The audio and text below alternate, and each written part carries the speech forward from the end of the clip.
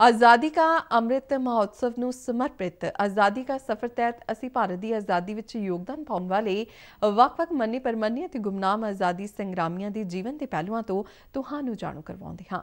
ਇਸ ਤੋਂ ਇਲਾਵਾ ਆਜ਼ਾਦੀ ਦੇ ਸੰਘਰਸ਼ ਨਾਲ ਜੁੜੀਆਂ ਹੋਰ ਗਤੀਵਿਧੀਆਂ ਬਾਰੇ ਵੀ ਦੱਸਦੇ ਹਾਂ।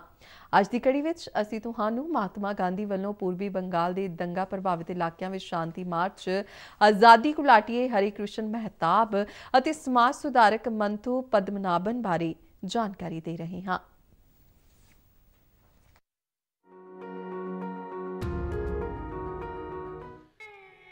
2 जनवरी 1947 ਨੂੰ ਮਹਾਤਮਾ ਗਾਂਧੀ ਨੇ ਪੂਰਬੀ ਬੰਗਾਲ ਦੇ ਦੰਗਾ ਪ੍ਰਭਾਵਿਤ ਇਲਾਕਿਆਂ ਵਿੱਚ ਸ਼ਾਂਤੀ ਮਾਰਚ ਸ਼ੁਰੂ ਕੀਤਾ ਸੀ।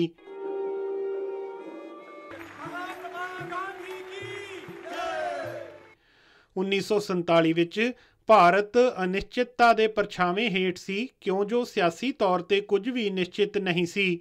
ਜਦੋਂ ਬੰਗਾਲ ਤੋਂ ਪਰੇਸ਼ਾਨ ਕਰਨ ਵਾਲੀਆਂ ਖਬਰਾਂ ਆਉਣੀਆਂ ਸ਼ੁਰੂ ਹੋਈਆਂ ਤਾਂ ਗਾਂਧੀ ਜੀ ਨੇ ਆਪਣੀਆਂ ਸਾਰੀਆਂ ਯੋਜਨਾਵਾਂ ਨੂੰ ਰੱਦ ਕਰ ਦਿੱਤਾ ਅਤੇ ਦੰਗਾ ਪ੍ਰਭਾਵਿਤ ਖੇਤਰਾਂ ਵਿੱਚ ਜਾਣ ਦਾ ਫੈਸਲਾ ਕੀਤਾ। ਪੂਰਬੀ ਬੰਗਾਲ ਦੇ 9 ਆਖਾਲੀ ਵਿੱਚ ਉਹਨਾਂ ਨੇ ਦੇਖਿਆ ਕਿ ਕਿਵੇਂ ਡਰ, ਨਫ਼ਰਤ ਅਤੇ ਹਿੰਸਾ ਨੇ ਦੇਸ਼ ਵਾਸੀਆਂ ਦੇ ਦਿਲਾਂ ਨੂੰ ਘੇਰ ਲਿਆ ਏ। ਉਹ ਪਿੰਡ-ਪਿੰਡ ਗਏ ਅਤੇ ਸਿਆਸੀ ਜ਼ਮੀਨ ਤੋਂ ਅੱਗੇ ਜਾ ਕੇ ਮਨੁੱਖਤਾ ਦੇ ਲਈ ਸ਼ਾਂਤੀ ਦੇ ਮੁੱਦੇ ਚੁੱਕੇ। ਉਹਨਾਂ ਨੇ ਬੇਨਤੀ ਕੀਤੀ ਕਿ ਸਾਰੀਆਂ ਧਿਰਾਂ ਮਿਲ ਕੇ ਇਹ ਯਤਨ ਕਰਨ ਕਿ ਸੱਭਿਅਕ ਜੀਵਨ ਦੀ ਮਰਿਆਦਾ ਨੂੰ ਠੇਸ ਨਾ ਪੁੱਜੇ। ਗਾਂਧੀ ਜੀ ਦੀ ਮੌਜੂਦਗੀ ਨਾਲ ਪੂਰਬੀ ਬੰਗਾਲ ਦੇ ਪਿੰਡਾਂ ਵਿੱਚ ਚੰਗਾ ਕੰਮ ਹੋਇਆ ਅਤੇ ਲੋਕਾਂ ਵਿਚਾਲੇ ਤਣਾਅ ਅਤੇ ਗੁੱਸੇ ਨੂੰ ਸ਼ਾਂਤ ਕੀਤਾ ਗਿਆ। ਅੱਜ ਅਸੀਂ ਆਜ਼ਾਦੀ ਘੁਲਾਟੀਏ ਹਰੇ ਕ੍ਰਿਸ਼ਨ ਮਹਿਤਾਬ ਨੂੰ ਵੀ ਯਾਦ ਕਰ ਰਹੇ ਹਾਂ, ਜਿਨ੍ਹਾਂ ਦੀ ਮੌਤ 2 ਜਨਵਰੀ 1987 ਨੂੰ ਹੋਈ ਸੀ। ਉਹ ਉਤਕਲ ਕੇਸਰੀ ਦੇ ਨਾਂ ਨਾਲ ਮਸ਼ਹੂਰ ਸਨ। ਮਹਿਤਾਬ ਆਜ਼ਾਦੀ ਘੋਲ ਦੌਰਾਨ ਕਈ ਵਾਰ ਜੇਲ੍ਹ ਗਏ। ਹਰੇ ਕ੍ਰਿਸ਼ਨ ਮਹਿਤਾਬ ਦਾ ਜਨਮ 21 ਨਵੰਬਰ 1899 ਨੂੰ ਉੜੀਸਾ ਦੇ ਬਾਲੇਸ਼ਵਰ ਜ਼ਿਲ੍ਹੇ ਦੇ ਅਗਰਪਾੜਾ ਪਿੰਡ ਵਿੱਚ ਹੋਇਆ ਸੀ। ਆਜ਼ਾਦੀ ਦੇ ਅੰਦੋਲਨ ਵਿੱਚ ਸ਼ਾਮਲ ਹੋਣ ਲਈ ਉਹਨਾਂ ਨੇ 1921 ਵਿੱਚ ਆਪਣੀ ਗ੍ਰੈਜੂਏਸ਼ਨ ਦੀ ਪੜ੍ਹਾਈ ਅੱਧ ਵਿਚਾਲੇ ਛੱਡ ਦਿੱਤੀ। ਉਹ 1930 ਵਿੱਚ ਉਤਕਲ ਕਾਂਗਰਸ ਕਮੇਟੀ ਦੇ ਪ੍ਰਧਾਨ ਬਣੇ। ਉਸੇ ਸਾਲ ਸੱਤਿਆਗ੍ਰਹਿ ਅੰਦੋਲਨ ਵਿੱਚ ਹਿੱਸਾ ਲੈਣ ਲਈ ਉਹਨਾਂ ਨੂੰ ਜੇਲ੍ਹ ਭੇਜ ਦਿੱਤਾ ਗਿਆ। ਕੈਦ ਵਿੱਚ ਉਹਨਾਂ ਨੇ ਵਾਲਮੀਕੀ ਰਾਮਾਇਣ ਦਾ ਉੜੀਆ ਵਿੱਚ ਅਨੁਵਾਦ ਕੀਤਾ। ਉਹਨਾਂ ਨੇ ਭਗਵਤ ਗੀਤਾ ਨੂੰ ਕਾਵਿ ਰੂਪ ਵਿੱਚ ਲਿਖਿਆ। ਨਮਕ ਸੱਤਿਆਗ੍ਰਹਿ ਵਿੱਚ ਹਿੱਸਾ ਲੈਣ ਲਈ ਉਹਨਾਂ ਨੂੰ 1932 ਵਿੱਚ ਜੇਲ੍ਹ ਭੇਜ ਦਿੱਤਾ ਗਿਆ ਸੀ। ਜੇਲ੍ਹ ਤੋਂ ਰਿਹਾ ਹੋਣ ਤੇ ਮਹਿਤਾਬ ਨੇ ਕੁਝ ਸਮਾਂ ਮਹਾਤਮਾ ਗਾਂਧੀ ਦੇ ਨਾਲ ਬਾਰਡੋਲੀ ਵਿੱਚ ਬਿਤਾਇਆ। ਉਹਨਾਂ ਨੇ ਗਾਂਧੀ ਜੀ ਦੇ ਵਿਚਾਰਾਂ ਅਤੇ ਫਲਸਫੇ ਦੇ ਹੱਕ ਵਿੱਚ ਰਚਨਾ ਪੱਤਰਿਕਾ ਪ੍ਰਕਾਸ਼ਿਤ ਕੀਤੀ। 1942 ਵਿੱਚ ਭਾਰਤ ਛੱਡੋ ਅੰਦੋਲਨ ਦੌਰਾਨ ਦੇਸ਼ ਦੇ ਚੋਟੀ ਦੇ ਸਿਆਸੀ ਆਗੂਆਂ ਨਾਲ ਉਹਨਾਂ ਨੂੰ ਵੀ ਗ੍ਰਿਫਤਾਰ ਕੀਤਾ ਗਿਆ ਸੀ। ਉਹ 2.5 ਸਾਲ ਤੱਕ ਅਹਿਮਦਨਗਰ ਕਿਲੇ ਦੀ ਜੇਲ੍ਹ ਵਿੱਚ ਬੰਦ ਰਹੇ ਅਤੇ ਮਈ 1945 ਵਿੱਚ ਉਹਨਾਂ ਨੂੰ ਰਿਹਾ ਕੀਤਾ ਗਿਆ। ਮਹਿਤਾਬ ਉੜੀਸਾ ਦੇ ਪਹਿਲੇ ਮੁੱਖ ਮੰਤਰੀ ਸਨ। ਉਹ ਅਪ੍ਰੈਲ 1946 ਤੋਂ ਮਈ 1950 ਤੱਕ ਇਸ ਅਹੁਦੇ ਤੇ ਰਹੇ।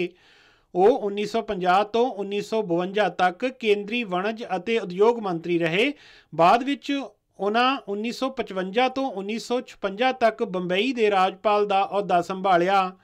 1956 ਵਿੱਚ ਰਾਜਪਾਲ ਦਾ ਅਹੁਦਾ ਛੱਡ ਕੇ ਉਹ ਮੁੜ ਉੜੀਸਾ ਦੇ ਮੁੱਖ ਮੰਤਰੀ ਬਣੇ ਅਤੇ 1956 ਤੋਂ 1960 ਤੱਕ ਇਸ ਜ਼ਿੰਮੇਵਾਰੀ ਨੂੰ ਨਿਭਾਇਆ।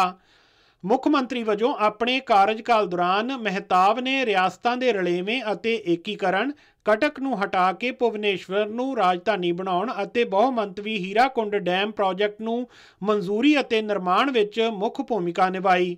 ਉਹ 1962 ਵਿੱਚ ਅੰਗੁਲ ਤੋਂ ਲੋਕ ਸਭਾ ਲਈ ਚੁਣੇ ਗਏ ਅਤੇ ਸਾਰੀ ਉਮਰ ਲੋਕਾਂ ਦੀ ਸੇਵਾ ਕਰਦੇ ਰਹੇ। ਮਹਾਨ ਰਾਸ਼ਟਰਵਾਦੀ ਨੂੰ ਸ਼ਤ-ਸ਼ਤ ਨਮਨ। ਅਸੀਂ ਮਹਾਨ ਆਜ਼ਾਦੀ ਘੁਲਾਟੀਏ ਅਤੇ ਸਮਾਜ ਸੁਧਾਰਕ ਮੰਤੂ ਪਦਮਨਾਭਨ ਨੂੰ ਯਾਦ ਕਰ ਰਹੇ ਹਾਂ। ਉਹਨਾਂ ਦਾ ਜਨਮ 2 ਜਨਵਰੀ 1878 ਨੂੰ ਕੇਰਲ ਦੇ ਕੋਟਾਯਮ ਵਿੱਚ ਹੋਇਆ ਸੀ। ਪਦਮਨਾਭਨ ਨੂੰ ਇੱਕ ਦੂਰ ਦ੍ਰਿਸ਼ਟੀ ਵਾਲਾ ਸੁਧਾਰਕ ਮੰਨਿਆ ਜਾਂਦਾ ਹੈ, ਜਿਸ ਨੇ ਨਾਇਰ ਭਾਈਚਾਰੇ ਨੂੰ ਨਾਇਰ ਸਰਵਿਸ ਸੁਸਾਇਟੀ ਦੇ ਤਹਿਤ ਸੰਗਠਿਤ ਕੀਤਾ। ਪਦਮਨਾਭਨ ਨੇ ਸਮਾਜਿਕ ਅਸਮਾਨਤਾ ਨਾਲ ਵੀ ਸੰਘਰਸ਼ ਕੀਤਾ। 1924 ਵਿੱਚ ਉਹਨਾਂ ਨੇ ਵਾਈਕਾਮ ਸੱਤਿਆਗ੍ਰਹਿ ਵਿੱਚ ਹਿੱਸਾ ਲਿਆ। ਅਖੌਤੀ ਨੀਵੀਆਂ ਜਾਤਾਂ ਦੇ ਲਈ ਮੰਦਰ ਵਿੱਚ ਦਾਖਲੇ ਦੀ ਮੰਗ ਕਰਦੇ ਹੋਏ ਉਹ 1931 ਵਿੱਚ ਗਰੂਆਯੂਰ ਸੱਤਿਆਗ੍ਰਹਿ ਵਿੱਚ ਸ਼ਾਮਲ ਹੋਏ। ਉਹਨਾਂ ਨੇ ਜਾਤੀ ਦੇ ਆਧਾਰ ਤੇ ਕੋਈ ਭੇਦਭਾਵ ਨਾ ਕਰਦੇ ਹੋਏ ਆਪਣਾ ਪਰਿਵਾਰਕ ਮੰਦਰ ਸਾਰਿਆਂ ਲਈ ਖੋਲ੍ਹ ਦਿੱਤਾ। 25 ਮਈ 1947 ਨੂੰ ਪਦਮਨਾਭਨ ਨੇ ਅਲਪੁੰਜਾ ਦੇ ਮੁਕਤੂਕੁਲ ਵਿੱਚ ਪ੍ਰਸਿੱਧ ਮੁਕਤੂਕੁਮ ਭਾਸ਼ਣ ਦਿੱਤਾ। ਭਾਰਤ ਦੇ ਆਜ਼ਾਦੀ ਅੰਦੋਲਨ ਵਿੱਚ ਹਿੱਸਾ ਲੈਣ ਲਈ 14 ਜੁਲਾਈ 1947 ਨੂੰ ਉਹਨਾਂ ਨੂੰ ਗ੍ਰਿਫਤਾਰ ਕੀਤਾ ਗਿਆ ਸੀ। ਆਜ਼ਾਦੀ ਤੋਂ ਬਾਅਦ ਪਦਮਨਾਭਨ ਸਿਆਸਤ ਵਿੱਚ ਆ ਗਏ ਅਤੇ ਲੋਕਾਂ ਦੀ ਸੇਵਾ ਕਰਦੇ ਰਹੇ। ਮਹਾਨ ਆਜ਼ਾਦੀ ਘੁਲਾਟੀਏ ਨੂੰ ਸ਼ਤ-ਸ਼ਤ ਨਮਨ।